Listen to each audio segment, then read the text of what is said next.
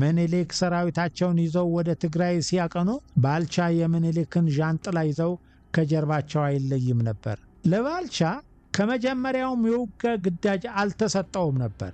ነገር ግን አምባላጌ ላይ የፊታውራሪ ገበየው ገቦ ጦር ድል ካደረገ በኋላ ጀግኖች በስማቸው እየተገጠመ ሲዘፈንላቸውና ሲፎክርላቸው እናት እንዳደረባቸው ይነገራል። ጦርነቱም እየተፋፋመ ሲመጣ በጦርነቱ መሃል አንድ አስደንጋጭ ነገር ተሰማ። የአምባላጌውና የመቀሌው ጦርነት የጀግኖች ኮከብ፣ የአድዋው ጦርነት አንጸባራቂ ፈርጥ ፊታውራሪ ገበየው ገቦ ሞቷል። የፊታውራሪ ገበየው ገቦ ጉርሙ መሞት ለንጉሱ ሲነገራቸው ባልቻ ወዲያውኑ ዣንጥላውን ጥለው ወደ ጦርነቱ መሃል እየተንደረደረ ሄደ። ከዚያም ገበየው ይዘውት የነበረውን ጎራዴ በማንሳት ጠላትን ማጨድ ጀመረ። በዚህ ጊዜ ነበረ ገበየው ቢሞት ተተካ ባልቻ መድፍ አገላባጭ ብቻ ለብቻ ተብሎ የተገጠመው። እንደ ባልቻ ሁሉ ለሀገሩ ራሱን መስዋዕት ለማድረግ የቆረጠ ጀግና የፈለገውን ለማድረግ ምንም አያግደውም። ሰላም ውድ ተከታታዮቻችን፣ በተለያዩ የተመረጡ ጽሑፎች እስከ ዛሬ ድረስ እናንተ ዘንድ ስንደርስ ቆይተናል። ወደፊትም ይሄው ይቀጥላል። እነዚህ የተለያዩ ጽሑፎች የተለያዩ ኢትዮጵያዊ እይታዎችን የሚያንጸባርቁ እንዲሁም ታሪክን በተቻለ መጠን ከተለያዩ አንጻሮች ለማየት የሚሞክሩ ናቸው። በዛሬው ጽሑፍ ለአንዲት ኢትዮጵያ ስለተዋደቁ ዘርና ብሔር ሳይቆጥሩ አጥንታቸውን የከሰከሱ ደማቸውን ስላፈሰሱ ብርቅ ጀግኖችና አርበኞች የምንዳስስ ይሆናል። ይሁንና በንባባችን ውስጥ ከኢትዮጵያዊነት አንሶ ወደ አንድ ብሔር የሚያተኩር ሐሳብ ቢያጋጥማችሁ የደራሲው እይታ እንደሆነ እንድታጤኑት እናሳስባለን። በዛሬው ዝግጅት በልጠን ሳለን በሚል ርዕስ በሌተና ኮማንደር መረባ ቶምሳ የቀድሞ የባህር ኃይል አባል ከተጻፈው የተመረጠውን አንድ ምዕራፍ እናቀርባለን። የቀረቡ ታሪኮች በሙሉ የጀግኖቻችን ስለሆኑ በጥሞና ተከታተሏቸው። በዓላማ ጽናት የተሰዉ ጀግኖች ለነጻነት ከፍተኛ ትንቅንቅ እያደረጉም የሕይወት መስዋዕትነት ከፍለዋል። እነዚህ ጀግኖች ሀገርና ወገን የሚያኮራ የአርበኝነት ጀብዱ እየፈጸሙ ሲያልፉ ታሪካቸውንና የነጻነት ተጋድሏቸው ሳይጻፍና ሳይታወቁ የቀሩ ብዙ ናቸው። ለእነዚህ ባለታሪክ ጀግኖች ወደፊት ጥናት እየተደረገ ሊጻፍላቸውና ለትውልድም መተላለፍ የሚገባው እንደሆነ የሚያጠያይቅ አይሆንም። በዚህ ጽሑፍ የቀረቡት የነጻነት ታጋዮች ግን መረጃ ማግኘት የተቻለውና ከሌሎች ላቅ ያለ አኩሪ የጀግንነትና የአርበኝነት ተግባር የፈጸሙትን ባለታሪኮች ከተለያዩ ምንጮች በማሰባሰብና አዳብሮ በማጠናቀር እንዲቀርብ ጥረት የተደረገበት ሥራ ነው። አንዳንድ ትዕቢተኞችና ትምክህተኛ ጸሐፍት የኦሮሞን ሕዝብ ማንነት ሚዛኑን በሳተ ሁኔታ ይመለከቱ የነበሩ በልጠን ሳለን በተለያዩ መጽሐፍና መጽሔት ላይ ለሚያሳትሙት የተዛቡ አስተያየቶች ስናይና ስናነብ ቆይተናል። እውነቱ ኦሮሞዎች ጀግኖች እንዳሏቸው በዓለም አቀፍ ደረጃ የሚታወቁ በተጨባጭ መረጃዎች አስደግፎ ለማቅረብ ሙከራ የተደረገበት መጽሐፍ ነው። አዎን፣ መጽሐፉ ኦሮሞ ሆነው በዘመናት ውስጥ ጀግንነታቸውን አስመስክረው ያለፉትን ብርቅዬ ውድ የኦሮሞ ልጆች ታሪክ ለመዳሰስ ሞክሯል። ትምክህተኞች የዚህን ብሔረሰብ ጀግኖች አንዳንዶቹን ከኢትዮጵያ ጀግኖች አርበኞች ማኅበርም ተርታም አስቀርተዋቸዋል። ኢትዮጵያ ሀገራችን የ4000 ዓመት ነጻነትና ስነ መንግሥት የነበራት ለመሆኑ የትውፊት ታሪካችን ይመሰክራል። ፔሬ ፔትሪዲስ የተባለ አንድ የታሪክ ምሁር እንደ አውሮፓ አቆጣጠር በ1983 የኢትዮጵያና የሶማሌ የድንበር ጥያቄ በሚለው መጽሐፋቸው ላይ ከዚህ የሚከተለውን ሐሳብ አስፍረዋል። የኢትዮጵያ መለያ ኢን ሰርች ኦፍ አይደንቲቲ በእርግጥ ልዩና ተወዳዳሪ የሌለው ነው። ኢትዮጵያ ጥንታዊ ሀገር ስትሆን በመንግስት ደረጃዋም በዓለም ላይ ከታወቁት ሀገሮች አንዷ ናት። ታሪክ መመዝገብ ከጀመረበት ጊዜ አንስቶ እንደ አውሮፓ አቆጣጠር ከ1935 እስከ 1941 ወይም 1928 እስከ 1933 ዓመተ ምህረት ድረስ በፋሽስት ኢትዮጵያ ለ5 ዓመት ብቻ ከመደፈር በስተቀር ለብዙ ሺህ ዓመታት በነጻነት ሉዓላዊነቷን አስከብራ አንድነቷ ሳይደፈር ብቸኛ ሆና የቆየች ሀገር ናት። ለዚህ አበቃት የኦሮሞ ጀግኖች ከሌሎች የሀገሪቱ ብሔር ብሔረሰቦችና ህዝቦች ጋር በአንድነት በከፈሉት መራራ የትግል መስዋዕትነት ውጤት መሆኑ በሚገባ ሊተኮርበት ይገባል። ይሁን እንጂ ባለፉት የኢትዮጵያ የአጼዎች መንግስታት ታሪክ ውስጥ የብሔሮች ብሔረሰቦችና ህዝቦች ሁሉ ማንነት የሚንጸባረቀው በታሪኩ በባህሉና በቋንቋው እኩልነትና ፍትህ መስፈን መሆኑን ሲገባው በአብዛኛው ይህ ጉዳይ አልሆነም። የብሔር ብሔረሰቦች ታሪክ ባህልና ቋንቋው እንዳያድግ እንዳይታወቅና ተቀብሮ እንዲቀር ብሎም እንዲጠፋ የተለያዩ ተንኮሎች በነገስታቱ ሲፈጸሙበት ቆይተዋል።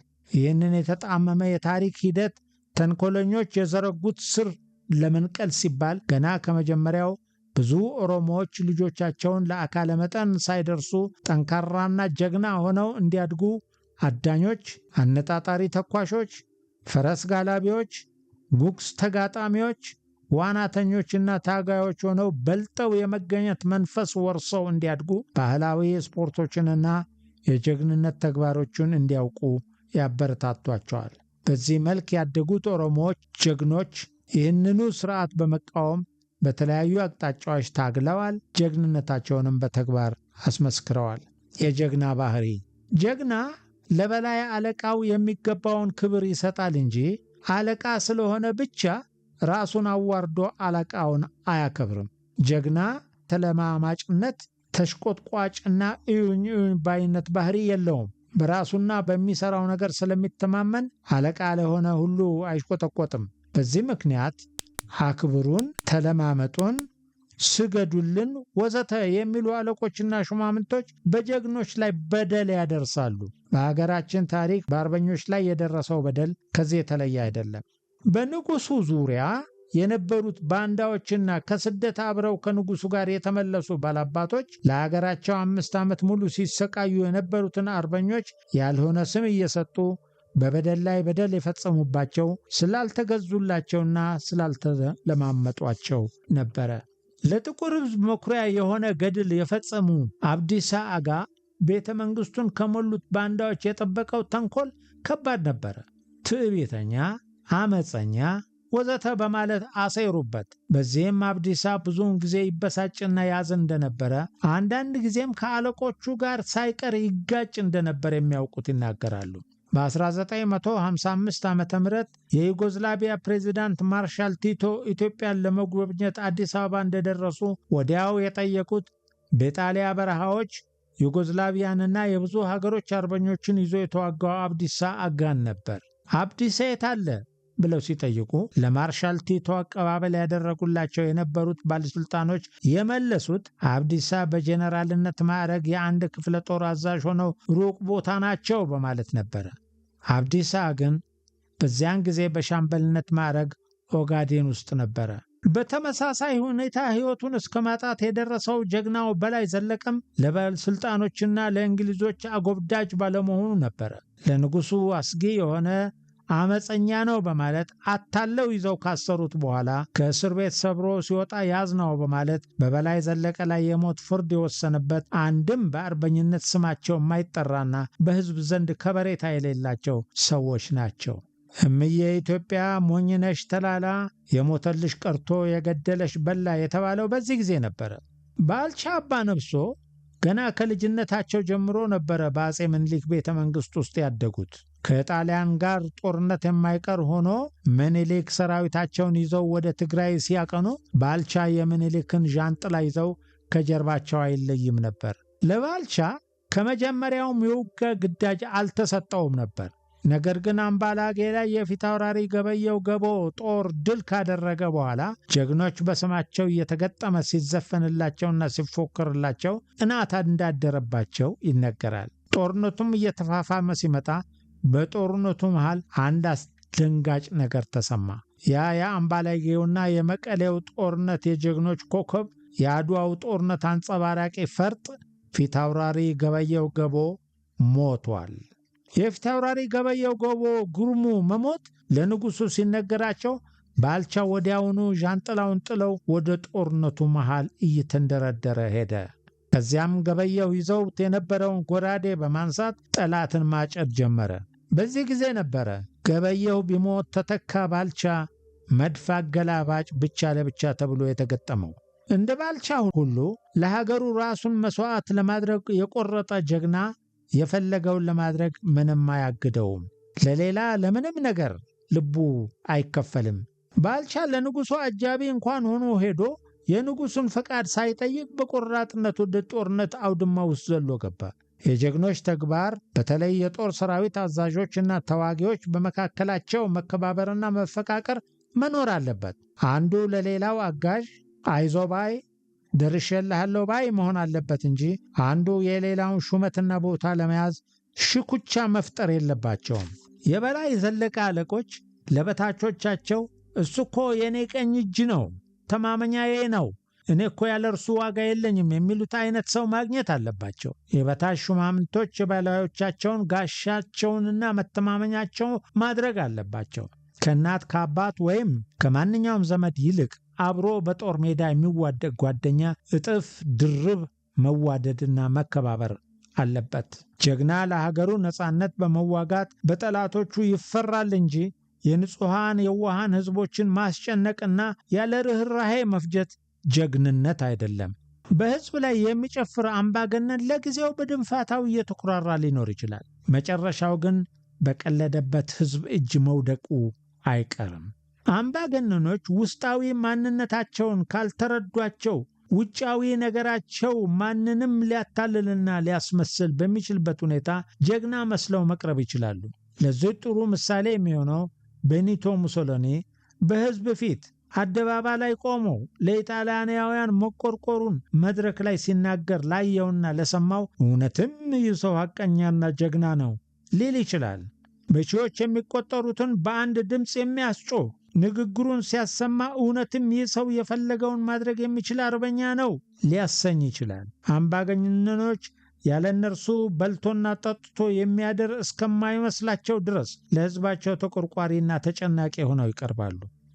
ግን ይህ ሁሉ የስልጣናቸው ጥማትና ከሰነ ልቦናቸው ጭንቀት መውጫ መንገድ እንጂ እውነተኛ ሀገር ወዳድነትና ጀግንነት አይደለም። የቤኒቶ ሙሶሎኒ አንድ ቃል ከአፉ ሲወጣ አብረው ሲጮሁ የነበሩት ኢጣሊያናውያን በመጨረሻ ጠላት ሆኑት። ኢጣሊያ በጦርነቱ ስትሸነፍ ለብዙ ነገሮች የማይጨነቁት ኢጣሊያውያን ሙሶሎኒን ከስልጣን አወረዱት፣ አሰሩትም። በጀርመኖች እርዳታ ከእስር ቤት ቢያመልጥም የኋላ ኋላ ግን ከጣሊያን አርበኞች እጅ አላመለጠም። ከኢጣሊያ ጠፍቶ ሊሄድ ሲል ያዙት፣ ከዚያም ገደሉት። ሬሳውንም በመንገድ ላይ እየጎተቱ አዋረዱት። ለጀግኖች የመታሰቢያ ቀን፣ የድል ቀንና ብሔራዊ በዓላትን በማዘጋጀት ለህዝባቸው የከፈሉትን መስዋዕትነት መዘከር ተገቢ ነው። እንደነዚህ አይነት በዓላትን በስማቸው ማዘጋጀት ስራዎቻቸውን ሕያው ያደርጋል። ተተኪው ትውልድም አርአያነታቸውን ማስገንዘቢያ ይሆናል። ጀግንነት በመሰረቱ በብዙ መልኩ ሊገለጽ ይችላል። የግድ በጦር ሜዳ ጀብዱ የፈጸመ ብቻ ጀግና ሊባል አይችልም። ጀግንነት በስራ፣ በትምህርት፣ በስፖርት ወዘተ ተወዳድረው በማሸነፍ የሀገራቸውን ስም በማስጠራት ሰንደቅ ዓላማቸውን በዓለም አደባባይ ከፍ ብሎ እንዲውለበለብ በማስቻላቸውም ጀግኖች ሊባሉ ይችላሉ። ጀግኖች ለታሪክ ሲሉ ይወድቃሉ። ታሪክም ግን ለዝንተ ዓለም ወድቃ አትቀርም። ሐሰት ለዘላለም አትነግስም። የደቡብ አፍሪካ ፕሬዝዳንት የነበሩት ኔልሰን ማንዴላ በአንድ ወቅት ሲናገሩ የሁሉም ሃይማኖቶች፣ ፍልስፍናዎችና ሕይወት የራሷ ገጠመኞች እንደሚያረጋግጡት ክፋት ለጊዜው የበላይነት ሊይዝ የሚችል ቢሆንም አይቀሬውን ድል የሚቀዳጀው ግን እውነት ነው ብለዋል። ይህን እውነት ጋርዶ ወይንም ሸፍኖ የሚያስቀር ማን ነው? ማን ነው ሌሊቱ እንዳይነጋ የሚከለክልስ? ከእንግዲህ ወዲህ ማን ነው? አንዱ ሌላውን አፍኖ መግዛት አይቻልም። ጊዜው ያለፈበት ያበቃ ያለቀለት ነገር ነው። እስከ ዛሬ የደረሰበት ውርደትን ማጠብ አለበት። በትግሉ በሕይወቱ የተዋረደ ክብሩን መመለስ አለበት። ይህን ደግሞ በማንም ላይ ጦርነት ማወጅ አይደለም። ያለፈውን የጭቆና የዘረፋ ታሪክ ከአስከሬን ከሐውልትና ከሞት መንፈስ ጋር እያገናኙ እንዳይነሳ ማስፈራራት፣ ማስጠንቀቅ፣ አትናገሩ፣ አትጻፉ ማለት ታሪክን አታስታውሱ ነው። ታሪክ የሚነሳው ለትናንቱ ብቻ አይደለም። ታሪክ ካልተነሳ ሰው ከታሪክ የሚማረው እንዴት ነው? በትምህርት ቤቶች ታሪክ ለምን እንማራለን? ትናንት በሕዝባችን ላይ የተፈጸመው በደል በዋዛና በቀልድ አልነበረም። ታሪክ አታንሱ የማለት ያክል ቀላል አልነበረም። የሕዝባችን ደም የፈሰሰበት፣ በአደባባይ ሕይወቱ የጠፋበት፣ ነፃነት የታጣበት፣ ባርነት የተጫረበት ነበረ። በአድዋ የኦሮሞ ጀግኖች አኩሪ ተግባሮች ቢደበቁ የወራሪው ኃይል ጣሊያኖች እንኳን የኦሮሞን ጀግኖች፣ የኦሮሞን ፈረሰኞች የውጊያ ጀግንነት ብቃት መስክረዋል። አዲሱ ትውልድ ስለ ኦሮሞ ጀግኖች አወቀም አላወቀም ምን ይጠቅማል ሊባል ይችላል። ነገር ግን ያለፈ ታሪክን በየዘመኑ እየተነሱ ያለፉ የሀገርም ሆነ የፖለቲካ መሪዎች ማንነትና ምንነት መመርመሩ የጊዜ ገደብ የሚያግደው መሆኑ ጥርጥር የለውም። ወደ ኋላ መለስ ብለን የተመለከትን እንደሆነ የኦሮሞ ሕዝብ ባለፈባቸው የነገስታትን ድርጊት መመልከት ይቻላል። ከ1870 እስከ 1900 ድረስ የኦሮሞን ሕዝብ ከ10 ሚሊዮን ወደ 5 ሚሊዮን ቀንሷል። ሕዝቡን ሳይሆን መሬቱን ነው የምንፈልገው በማለት ሕዝቡን በአቅኚው የጦር ግብረ ኃይልና በወራሪዎች ጨፍጭፏል። በረሃብና ልዩ ልዩ ተላላፊ በሽታዎች እንዲያልቅ አድርገዋል። በባርነት ሽጠው ከሀገር ውጪ አግዘዋል። የቀሩት በገባርነትና በባርነት ቀንበር ስር እንዲወድቁም አድርገዋል።